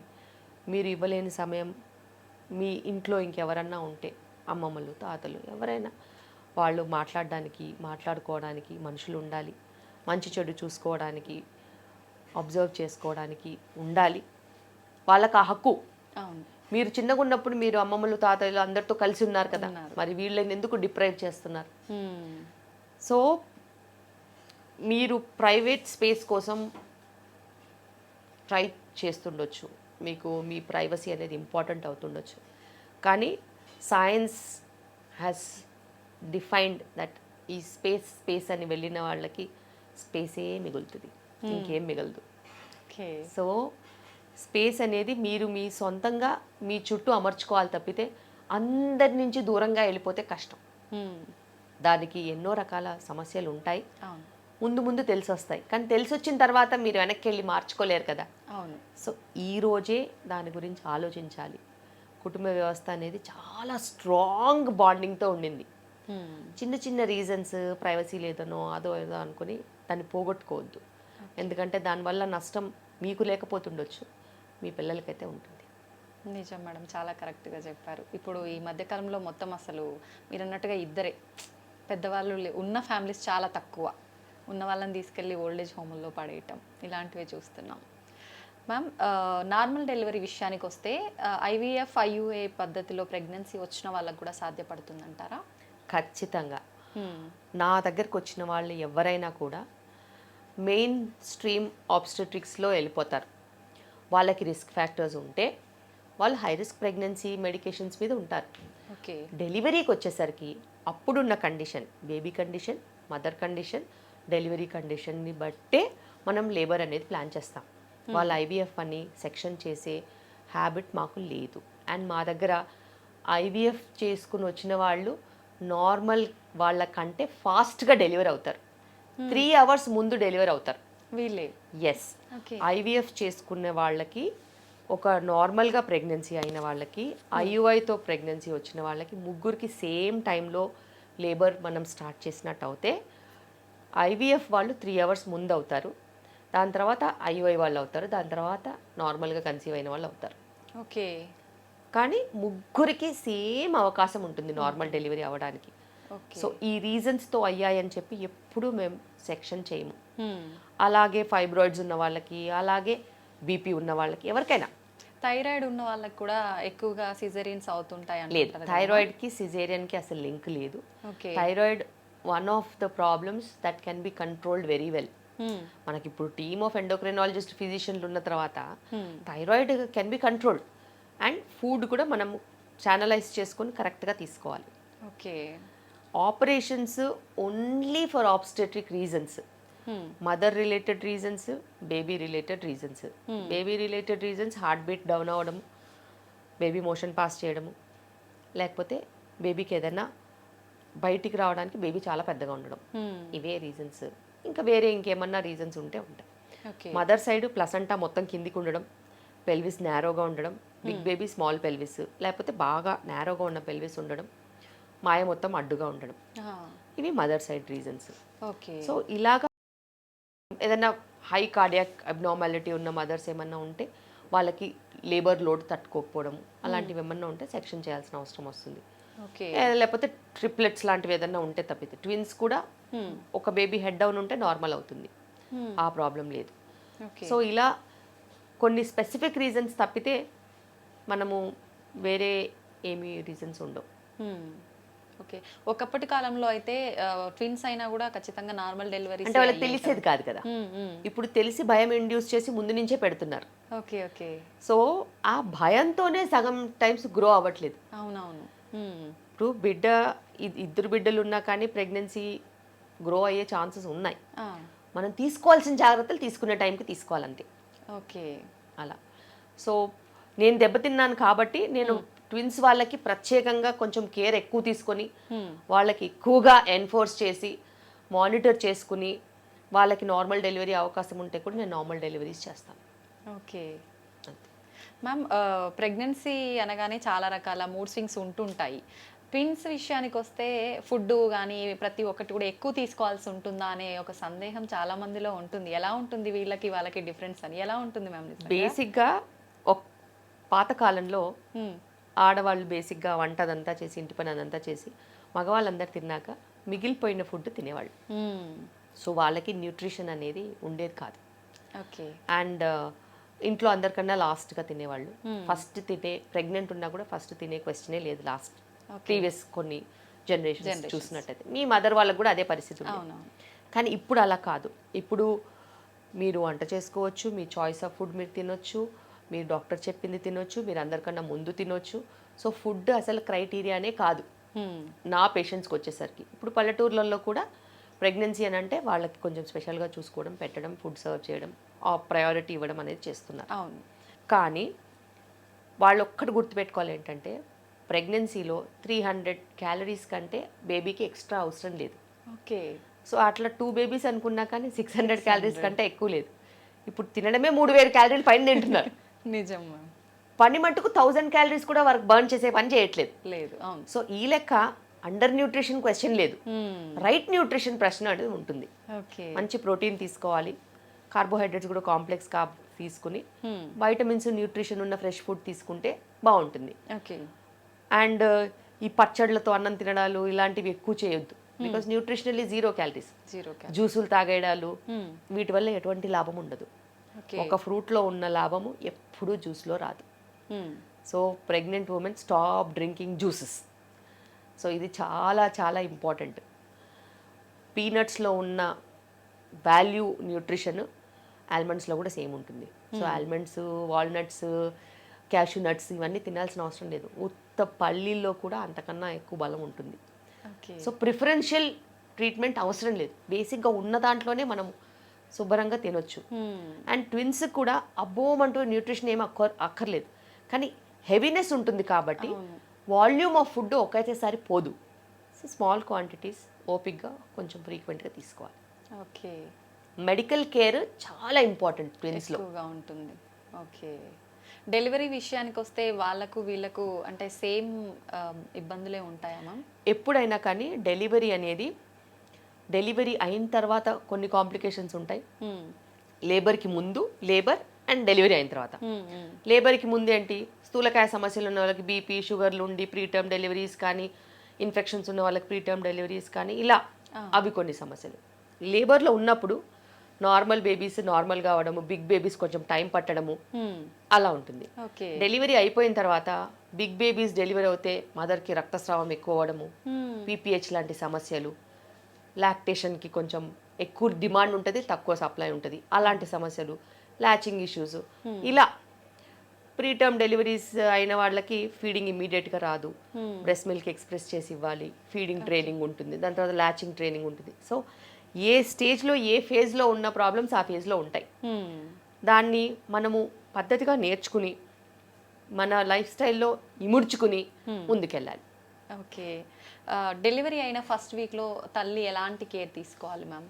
ఫస్ట్ ఆఫ్ ఆల్ డెలివరీ అయిన తర్వాత తను బేబీని హ్యాండిల్ చేయగలగాలి, physically mentally also.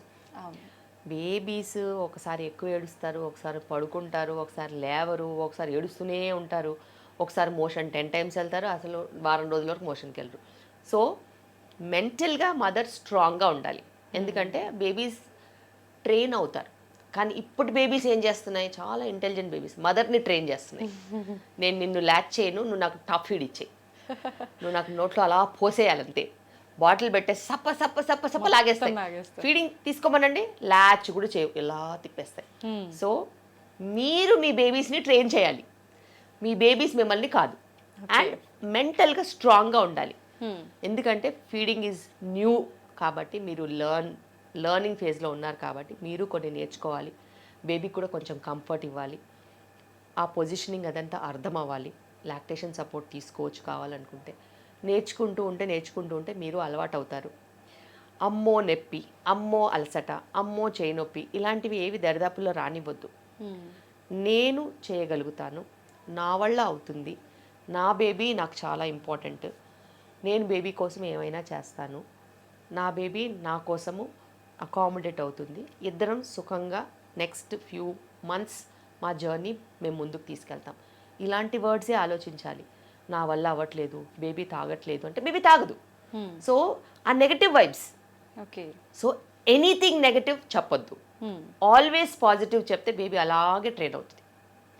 And baby మనం ఏం చెప్పినా అర్థం చేసుకోగలుగుతుంది. బికాస్ బేబీ మీ వాయిస్ రికగ్నైజ్ చేస్తుంది, బేబీ మీ ఇమోషన్స్ రికగ్నైజ్ చేస్తుంది, బేబీ మీ ఫీల్ రికగ్నైజ్ చేస్తుంది, బేబీ మీ టచ్ రికగ్నైజ్ చేస్తుంది. So they are very intelligent and they know everything. So అలాంటప్పుడు నువ్వు పాజిటివ్ ఇమోషన్స్ ఇస్తే బేబీ నీకు అనుగుణంగా ట్రైన్ అవుతుంది. బేబీస్ ఏం చేస్తున్నాయంటే బేబీ కంఫర్ట్ కోసం, వాటికి మంచి చెడులు తెలియదు, బేబీ కంఫర్ట్ కోసము, బేబీ తన లైఫ్ తను బతకడం కోసము, తన లైఫ్ తను ఆ సర్వైవింగ్ ఇన్స్టింక్ట్ అంట కదా, దానికోసము ఫాస్ట్గా వచ్చే మిల్క్ని ప్రిఫర్ చేస్తుంది, త్వరగా ఇచ్చే మిల్క్ని ప్రిఫర్ చేస్తుంది. కానీ అది తనకు తెలియదు కదా. మనం మంచిగా ట్రైన్ చేసుకోవాలి.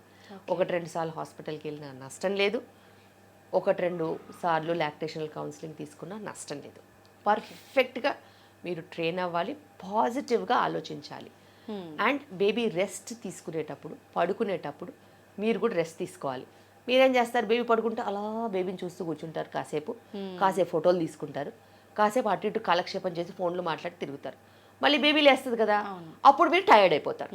సో బేబీ రెస్ట్ తీసుకునేటప్పుడు మీరు రెస్ట్ తీసుకుని బేబీ ప్యాటర్న్కి అనుగుణంగా మీరు బిహేవ్ చేస్తే డెఫినెట్గా మీరు అలసిపోరు, పాజిటివ్గా ఉంటారు, ఎనర్జీ కూడా ఉంటుంది, అండ్ బేబీకి మీరు ఫ్రెష్గా కనిపిస్తారు. ఇదేంది బేబీ అలసిపోయిన మదర్ ఉంది, నాకు అసలు బాల్ ఇవ్వాలనే లేదు, ఆ నొప్పి ఈ నొప్పి అనుకుంటుందని బేబీస్కి అర్థమవుతుంది. సో అలాగే బేబీస్ విత్డ్రా అయిపోతారు.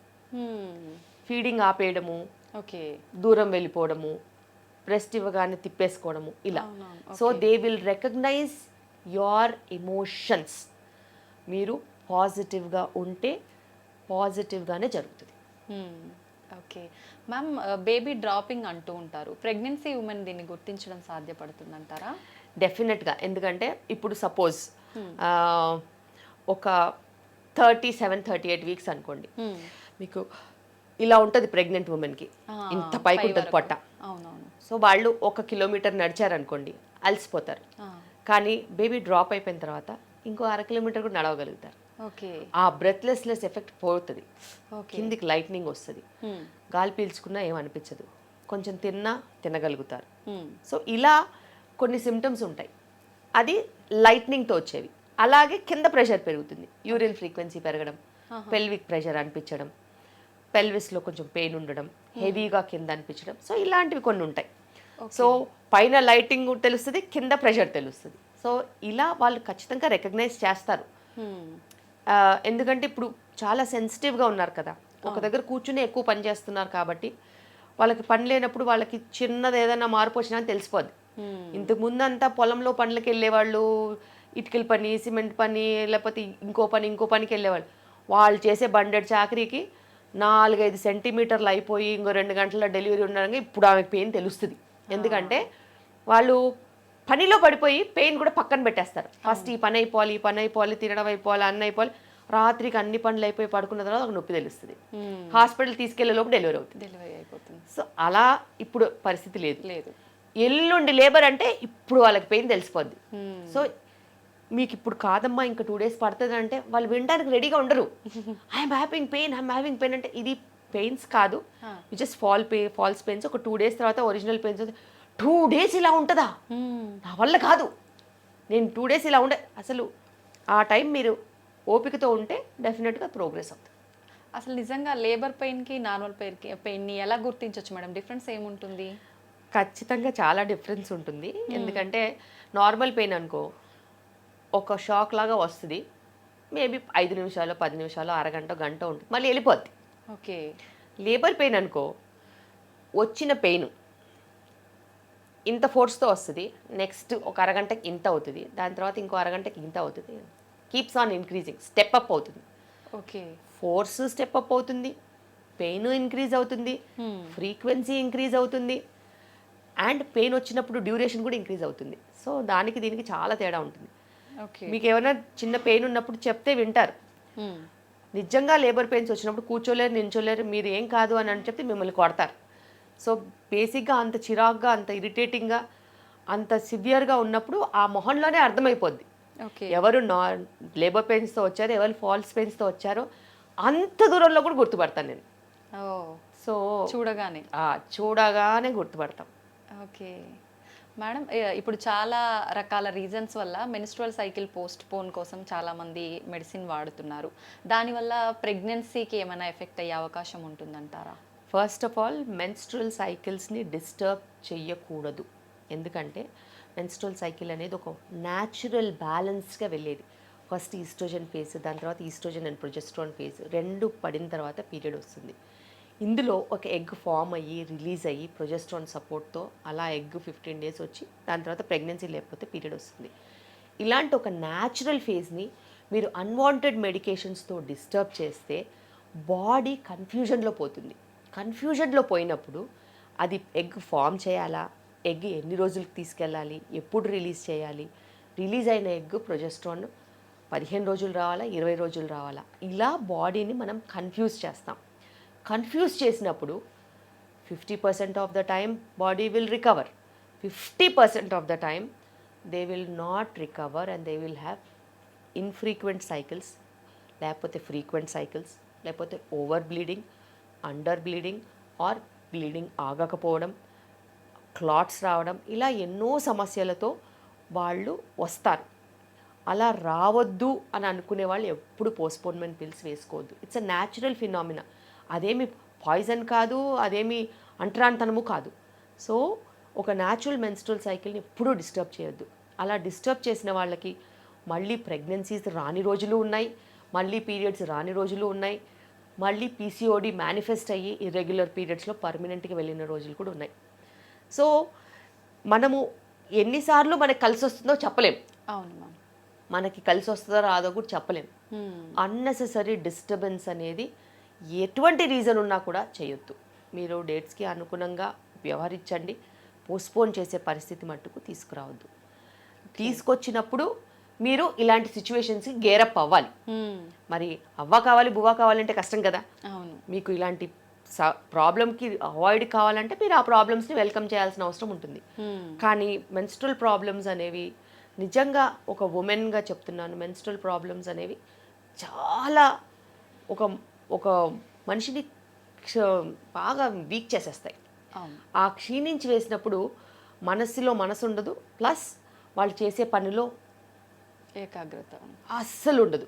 అండ్ ఉమెన్కి ఇప్పుడున్న పరిస్థితిలో ఇంటి పని, బయట ఆఫీస్ పని, మల్టీ టాస్కింగ్, పిల్లల పని, ఇన్ని రకాల మల్టీ టాస్కింగ్ చేస్తున్న మదర్కి, ఉమెన్కి రక్తస్రావం జరుగుతూ ఉంటే ఇంకొకసారి ఆలోచించండి, వాళ్ళకి అసలు ఏదైనా మేనేజ్ చేయడం కుదురుతుందని. వాళ్ళు మానసికంగా కూడా చాలా ప్రాబ్లమ్స్ ఎదుర్కొంటారు. సో పీరియడ్స్ని ఎప్పుడు డిస్టర్బ్ చేయొద్దు, పీరియడ్స్ని ఎప్పుడు టచ్ చేయొద్దు. రకరకాల మూడ్ స్వింగ్స్ ఉంటుంటాయని కొంతమంది చెప్తుంటారు, అదంతా నిజమేనా మ్యామ్? డెఫినెట్గా మూడ్ స్వింగ్స్ ఉంటాయి, కానీ ఈ మూడ్ స్వింగ్స్ అన్నిటికీ కూడా లైఫ్ స్టైలే కారణం. జంక్ ఫుడ్ తీసుకోవడం, హై సాల్ట్ ఉన్న ఫుడ్ తీసుకోవడం, హై కార్బ్స్ ఉన్న ఫుడ్ తీసుకుంటే అలా ఖచ్చితంగా మూడ్ స్వింగ్స్ ఉంటాయి. పీరియడ్స్ వచ్చేటప్పటికి కొంచెం న్యూట్రిషనల్లీ మంచి ఫుడ్స్ తీసుకుని ఒక ఫ్రూట్ తీసుకోవడము, లేకపోతే ఎండు ద్రాక్ష కొంచెం నీళ్ళలో నానబెట్టుకుని రోజు మార్నింగ్ ఆ నీళ్ళు తాగేసి ఎండు ద్రాక్ష తినడము, కోకోనట్ లాంటివి తీసుకోవడము, అలాంటి మన ఇంట్లోనే ఎన్నో చిట్కాలు ఉన్నాయి. అవి రెగ్యులర్గా తీసుకొని వ్యాయామము, వాకింగ్ లాంటిదో రెగ్యులర్గా చేసుకుని టైంకి పడుకుంటే ఎటువంటి హెల్త్ ప్రాబ్లమ్స్ ఉండవు. మూడ్ స్వింగ్స్ దూరంగా ఉంటాయి, పీరియడ్స్ రెగ్యులర్గా ఉంటాయి, మీరు ఆరోగ్యంగా ఉంటారు, రక్తస్రావం కంట్రోల్లో ఉంటుంది, అన్నీ సవ్యంగా జరుగుతాయి. కానీ మనం దాని ట్రాక్లో వెళ్లకుండా ఎక్కడ పడితే అక్కడ పానీపూరి తినేసి, ఎక్కడ పడితే అక్కడ పిజ్జాలు బర్గర్లు తినేసేసి, ఎక్కడ పడితే అక్కడ ఏ టైంకి పడితే ఆ టైం పడుకుని అలా గంటలు గంటలు టీవీలు చూసేసుకుంటూ పొద్దున్న బ్రేక్ఫాస్ట్ లేదు, లంచ్ టైంకి ఉండదు, డిన్నరు 10:30-11ంటికి చేస్తే అది బాడీయా బస్తానా? సో చాలా ఇంపార్టెంట్. మీరు ఒక హ్యూమన్ బాడీతో డీల్ చేస్తున్నారని ప్రతి ఒక్కరు మర్చిపోతారు. ఏదో మిషన్ ఓవర్ ఆయిలింగ్ చేస్తే అయిపోద్ది అని అనుకున్నట్టు చాలా మంది అది కూడా ట్రై చేశారు. ఆ సెంటర్కి ఈ సెంటర్కి వెయిట్ లాస్ కని ఓవర్ ఆయిలింగ్ కని వెళ్తారు. ఎటువంటి ప్రయోజనాలు ఉండవు. మన బాడీని ఒక మంచి పవిత్ర గ్రంథం కింద రోజువారీగా మెయింటైన్ చేస్తే అప్పుడే అది మనకి సహకరిస్తుంది. ఒక పుణ్యక్షేత్రం కింద చూసుకుంటేనే అది మనని కాపాడుతుంది. అది మనము బురదలో పడేసామనుకో అంతే, ఆ ఎఫెక్ట్ ఖచ్చితంగా చూపిస్తుంది. ఖచ్చితంగా రివర్స్ ఫాస్ట్గా కొడుతుంది. మంచి కావడానికి కొన్ని సంవత్సరాలు పడుతుంది, చెడు 6 నెలల్లో అయిపోద్ది. సో ఎప్పుడైనా గుర్తుపెట్టుకోవాలి. చాలా మంది వస్తూ ఉంటారు, ఇన్ని సంవత్సరాల నుంచి నువ్వు బాడీని అబ్యూస్ చేసావు, దాన్ని నానా రకాలుగా హింస పెట్టావు, నీకు టైం పడుతుంది రికవర్ అవ్వడానికి. నెక్స్ట్ వీకే వస్తారు, ఇంకా బెటర్ అవ్వలేదు డాక్టర్. వీక్ కాదమ్మా, కొన్ని సంవత్సరాలు పడుతుంది. నువ్వు ఎట్లా సంవత్సరాలు అబ్యూస్ చేసావో అన్నే సంవత్సరాలు పడుతుంది బెటర్ అవ్వడానికి. ఆ టైం నీకు తెలియలేదు, ఈ టైం నువ్వు రోజు లెక్క పెట్టుకునే పరిస్థితి. ఎందుకంటే రోజు సఫర్ అవుతున్నావు. అవును, నీ బాడీ సఫర్ అయినప్పుడు నీకు తెలియలేదు, నువ్వు వినలేదు. అవును. సో అది చాలా ఇంపార్టెంట్. ఎప్పటికప్పుడు అది మనకి ఏదో ఒక రకంగా చెప్తూనే ఉంటుంది, కానీ మనం పట్టించుకోము. కరెక్ట్. ఎక్కువగా అయ్యే వరకు చూసుకుంటాం, తర్వాత ఖచ్చితంగా బాధపడాల్సిందే. మొత్తానికి ప్రెగ్నెన్సీ వాళ్ళైనా, నార్మల్ ఉమెన్ అయినా, ఎవరైనా వాళ్ళ డైట్ అనేది కరెక్ట్గా ప్లాన్ చేసుకుంటే, లైఫ్ స్టైల్ చాలా ఇంపార్టెంట్. దానికి 5 పిల్లర్స్ ఉంటాయి. ఒకటి డయట్, రెండోది మంచి సప్లిమెంట్స్ తీసుకోవడం. ఇప్పుడు ఎవ్వరు ఎండకి వెళ్ళట్లేదు. అవును ma'am. Vitamin D supplements mandatory అయ్యాయి. మూడోది వ్యాయామం, దానికి మించినది ఇంకేదీ లేదు. ఫిజికల్గా ఫిట్ ఉంటే ఇంటి పని అంతా చేసుకుంటారా, అదే వ్యాయామం. ఓకే. ఇంటి పని చేసుకోకుండా పని మంచి పని చేస్తుంది, వంట మంచి కుక్ చేస్తుంది అంటే మీరు జిమ్కి వెళ్ళినా కూడా లాభం ఉండదు. ఎందుకంటే మీరు తాగే కొబ్బరి నీళ్ళు 500 క్యాలరీస్ ఇస్తాయి, లీటర్ తాగుతున్నారు ఈ మధ్య రోజుకి. అవును. సో 550 క్యాలరీస్ పర్ 100 ml వేసుకున్నా కూడా 500 క్యాలరీస్. జిమ్లో 1.5 గంట వర్కౌట్ చేస్తే 100 క్యాలరీసే బర్న్అవుట్ అవుతాయి. 100, 150. సో వాళ్ళకి తెలియదు, లీటర్లు తాగేస్తున్నారు. మూడోది ఎక్సర్సైజ్. నాలుగోది నిద్ర కరెక్ట్గా ఉండడం. బాడీకి రిపేర్ అవ్వడానికి మనం టైం ఇవ్వాలి. నిద్రలేమి సమస్యలు మనకి రివర్స్ ఫాస్ట్గా కొడతాయి. నిద్ర అనేది ఈ శరీరానికి నెక్స్ట్ డేకి రెడీ అవ్వడానికి ఇచ్చే రిపేర్ మెకానిజం. ఓకే. మీరు 7:30-8 గంటల తినేసి 10 గంటలకంతా పడుకోకపోతే నెక్స్ట్ డే మీకు దెబ్బతీస్తుంది, అలా కాన్సన్ట్రేషన్ తగ్గిపోద్ది. ఇప్పుడు ఏంటంటే పిల్లలు కూడా 1 గంట వరకు మేల్కొంటున్నారు. దడప అంటే అనుకోవచ్చు, కానీ that is not the right way. మేమంతా 7:30, 8 కంతా పడుకున్న వాళ్ళం. ఇప్పటికి కూడా 9-9:30 అంతా పడుకోవాల్సిందే. పని ఉంటే తర్వాత లేసి వెళ్ళిపో, నీకు సంబంధం లేదు. కానీ డేలో lights off, 9-9:30 lights off, you go to sleep. Lights on ఉన్నంత వరకు నిద్రపోయే సమస్య లేదు, స్క్రీన్స్ ఆన్ ఉన్నంత వరకు నిద్రపోయే సమస్య లేదు. 7-8 o'clock screens of, dinner finish, 9 o'clock lights off. చీకట్లో ఏం చేస్తావు చేసుకోమని. అంతే. స్క్రీన్ లేకుండా ఏం చేస్తారు, మంచి నిద్రపోతారు. సో అదే correct. 5th and the main one, stress. ఎవరు చేసే పనులు వాళ్ళు చేయడానికి స్ట్రెస్ ఎందుకు? ఇప్పుడు నేను వందల డెలివరీలు చేస్తున్నాము, రోజు 70-80 మంది పేషెంట్లను చూస్తాను. అది నేను రోజు చేసే పని, దానికి స్ట్రెస్ ఎందుకు? ఒకరోజు ఎక్కువ లేబర్స్ ఉంటాయి, ఒకరోజు తక్కువ లేబర్స్ ఉంటాయి, ఒకరోజు ఒకటేసారి 4-5 ఎమర్జెన్సీస్ వస్తాయి. చేసే పనే. స్ట్రెస్ తీసుకుంటే ఏమొస్తుంది? బాడీకి నీరసం వస్తుంది. అంతే. సో నీ బాడీకి నీరసం రావద్దంటే నువ్వు స్ట్రెస్ తీసుకోవద్దు. కష్టం వచ్చినా నష్టం వచ్చినా అలాగే నిలబడాలి. నిలబడితే మన ఫైటింగ్ పవర్ మనని ఖచ్చితంగా నిలబడుతుంది.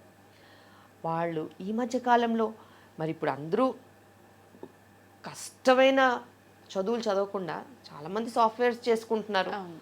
కానీ వాళ్ళే అన్నిటికంటే టాప్ లెవెల్లో స్ట్రెస్ మెయింటైన్ చేస్తున్నారు. నాకు లైఫ్లో స్ట్రెస్ లేదు, నేను ప్రశాంతంగా ఉన్నాను. నేను చేసే పని నేను చేసుకుంటాను, అర్ధరాత్రైనా లేసి వస్తాను, హాయిగా పని చేసుకుంటాను, వెళ్ళిపోతాను, మళ్ళీ పడుకుంటాను. ఇప్పుడున్న కాలంలో స్ట్రెస్ మ్యాక్సిమం ఉండేది సాఫ్ట్వేర్ వాళ్ళకి. అనుకోని టైమింగ్స్లో వర్కింగ్, అనుకున్నంతకన్నా ఎక్కువగా లోడ్ తీసుకోవడము, మైక్రో మేనేజ్మెంట్, చాలామందిని మేనేజ్ చేయాలి కాబట్టి వాళ్ళకి రకరకాల స్ట్రెస్ఫుల్ సిచ్యువేషన్స్. అందరూ స్ట్రెస్ అని వస్తారు. ఇదేనికమ్మా స్ట్రెస్ అని అడుగుతాను నేను. నాకు అర్థం కాలేదు, నువ్వు ఏమన్నా అర్ధరాత్రి ఎమర్జెన్సీస్ ఉంటాయి నీకంటే, నువ్వు ఎవరినన్నా ప్రాణం కాపాడుతున్నావా? పోనీ ఎవరైనా కార్డియాక్ సర్జన్ లాగానో నాలాగానో కత్తి మీద సాంలాగా డెలివరీలు చేస్తున్నావా? 2 ప్రాణాలు నీ చేతిలో ఉన్నాయంటే ఏమీ లేదు. నీకు ఎందుకమ్మా స్ట్రెస్ అని అడుగుతాను. నథింగ్, రీజన్ లేకుండా స్ట్రెస్, రీజన్ లేకుండా స్ట్రెస్. సో అదొక పెనుభూతంలాగా తయారైంది. అవును. సో స్ట్రెస్ మేనేజ్మెంట్కి కూడా ఇప్పుడు రకరకాల టెక్నిక్స్ చెప్పాల్సి వస్తుంది. ఒక పెయింటింగో, ఒక మ్యూజిక్కో, లేకపోతే రిలాక్సేషనో, ఒక హాలిడేనో, ఒక ఫోటోగ్రఫీ, ఇట్లాంటి ఏదైనా హాబీ కల్టివేట్ చేసుకుంటే మీ స్ట్రెస్ మేనేజ్ అవుతుందని మనం చెప్పాల్సిన పరిస్థితి వస్తుంది. కానీ స్ట్రెస్ మేనేజ్ అయితే ఈ 4 ఈ స్ట్రెస్ మీదనే బేస్డ్ ఉంటాయి. నువ్వు స్ట్రెస్డ్గా లేవనుకో, నువ్వు టైంకి తింటావు, అవును, టైంకి పడుకుంటావు, అంతో ఇంతో వ్యాయామం చేసుకుంటావు, అంతే, సప్లిమెంట్స్ మర్చిపోవు. సో నువ్వు స్ట్రెస్ఫుల్గా ఉంటే ఈ 4 పడిపోతాయి. అదొక్కటే మెయిన్ పిల్లర్ అయిపోయింది. సో ఆరోగ్యానికి 5 సూత్రాలు. అది మంచిగా ఉంటే బాగుంటాం, అది బ్రేక్ అయిందంటే దెబ్బతింటాం, over a period of time collapse అవుతాం. ఓకే. సో ఇప్పుడున్న ప్రతి ఒక్క ప్రాబ్లం, అది డయాబెటీస్ అయితేనేమి, బీపీ అయితేనేమి, కొలెస్ట్రాల్ అయితేనేమి, క్యాన్సర్స్ అయితేనేమి, లేకపోతే యాక్సిడెంట్స్ అయినా కూడా, anything, it is related to micro management of these 5 things. ఇవి సరిగ్గా లేకపోతే సిస్టమ్ కొలాప్స్ అయ్యేదే వీటి వల్ల. Thank you ma'am, thank you very much. చాలా వాల్యుబుల్ ఇన్ఫర్మేషన్ ఇచ్చారు మా అందరి కోసం, మీ టైంని కేటాయించి. Thank you ma'am. Thank you.